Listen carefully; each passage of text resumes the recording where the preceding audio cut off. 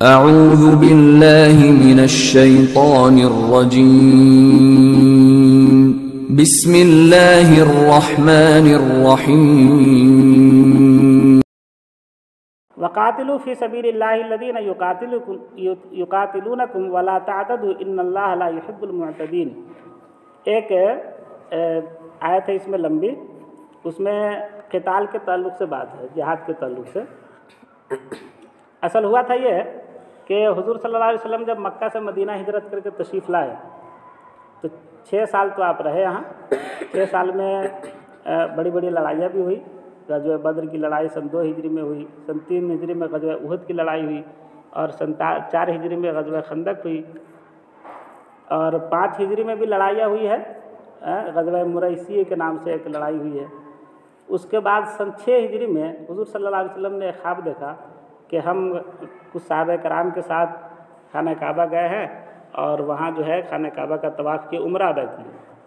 ये हुज़ूर सल्लल्लाहु अलैहि वसल्लम ने ख्वाब देखा। और ख्वाब जो होता है नबी का, वो हुक्म का दर्जा रखता है। जैसे हज़रत इब्राहीम अलैहिस्सलाम ने बेटे के लिए ख्वाब देखा था और ज़बह करने के लिए तैयार हो गए थे। तो हुज़ूर सल्लल्लाहु अलैहि वसल्लम ने ऐलान करवाया सहाबा कराम में कि जिन लोगों को उम्रा करने के लिए चलना है तैयार हो जाए। तो 1400 सहाबा कराम तैयार हुए उम्रा करने के लिए।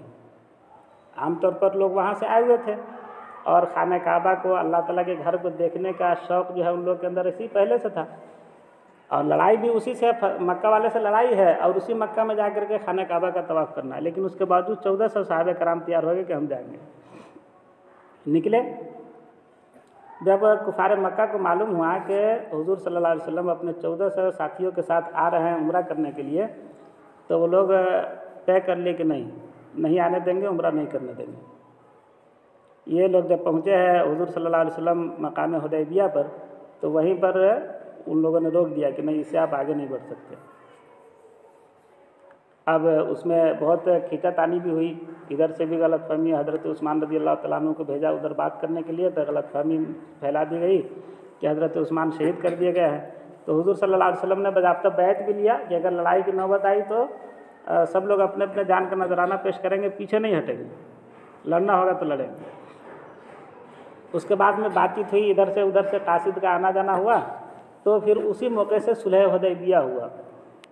सुलह हुदैबिया का मतलब है कि वहाँ पर यह कि मुआहदा हुआ कि इस साल तो मुसलमान बगैर उम्रे के चले जाए, अगले साल मुसलमान आवेंगे और सिर्फ 3 दिन मक्का में रहेंगे और उम्रा के जो अफ़ाल है वो अपना करेंगे, ज़ियारत करेंगे, तवाफ़ करेंगे खाना काबा की, और उसके बाद में फिर लौट जाएंगे। और हथियार जो है अपने पास उस 3 दिन के अंदर में नहीं रखेंगे। और भी उसके कुछ शराइत है, लेकिन इतनी बात हुई और हुज़ूर सल्लल्लाहु अलैहि वसल्लम लौट आए। दूसरे साल जाना था उम्रा करने के लिए, सन 7 में, 1 साल के बाद।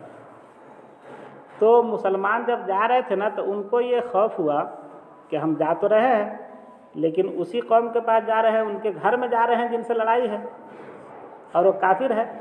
कोई ठीक नहीं है कि वो लोग माहदा तोड़ दे और लड़ाई शुरू कर दे। अब अगर उस लड़ाई शुरू कर दे तो क्या करना है? एक तो ये कि हरम में है तो उस वक्त हम लोग लड़ भी नहीं सकते, हरम का एहतराम भी, हरम में लड़ाई नहीं है, और एहराम की हालत में भी हम लोग रहेंगे। तो ऐसी सूरत में हमको क्या करना था? ये अंदेशा, यानी एक खौफ या एक कहिए कि गुमान हुआ, इन लोगों को शक हुआ कि ऐसा होगा तो कैसे होगा, फिर तो हम लोग मारे जाएंगे। तो उस पर अल्लाह ताला ने इस आयत के अंदर बतलाया कि जाना है, लड़ाई की शुरुआत अपने से नहीं करना है, माहदे के मुताबिक तुमको उम्रा करना है और वापस आना है। लेकिन अगर खुदा न खास्ता उधर से लड़ाई की शुरुआत हुई तो फिर मुकाबला भी करना है।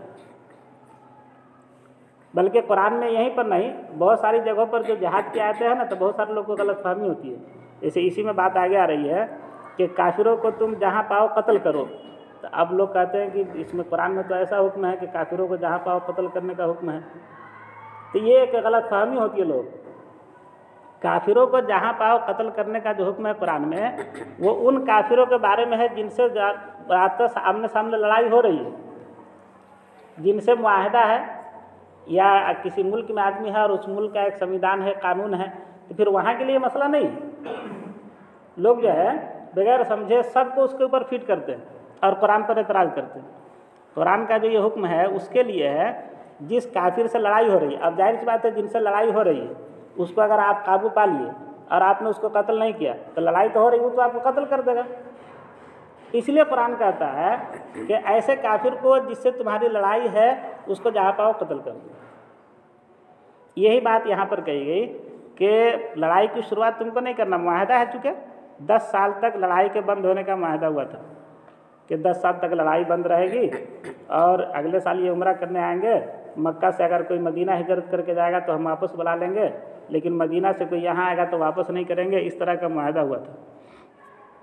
तो उसी के बारे में अल्लाह ताला ने कहा कि अगर शुरुआत तो नहीं करना है, लेकिन अगर वो लोग लड़ने के लिए आमादा हो जाए तो फिर लड़ना भी है, पीछे नहीं हटना। वक़ातिलू फ़ी सबीलिल्लाहि अल्लज़ीना युक़ातिलूनकुम, तुम अल्लाह के रास्ते में जिहाद करो, लड़ो। अल्लज़ीना, उन लोगों से, युक़ातिलूनकुम, जो तुमसे लड़ते हैं उनसे लड़ना है, जो नहीं लड़ते उनसे नहीं लड़ना है। और आगे कहा वला तातदू, और ज़्यादती न करो। ज़्यादती न करो का मतलब यह है कि एक तो ये कि लड़ाई की शुरुआत अपने से नहीं करना है, एक बात तो ये। दूसरे ये कि अगर लड़ाई हो जाए तो उसमें ज़्यादती नहीं करना है, बच्चों को नहीं मारना है, औरतों को नहीं मारना है, उनके जो मजहबी रहनुमा उनको नहीं मारना है, कोई माजूर है, अपाहज है, उसको नहीं मारना। ये इस्लाम का कानून है। अगर ये सब हुआ, यानी बच्चे कत्ल हुए, औरत कत्ल हुई, या उनके बूढ़े बुजुर्ग कत्ल हुए, या कोई अपाहज कत्ल हुआ, तो ये लातादुदू में हो जाएगा कि तुम जाति करने वाले को शुमार किए जाओगे।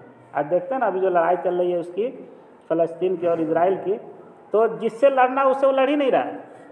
हमास से अभी भी उसका जो अपना, उसकी जो हिम्मत है या उसकी जो ताकत है कमज़ोर नहीं हुई है, कहीं से भी वो कमज़ोर नहीं हुआ, उससे वो लड़ ही नहीं रहा है।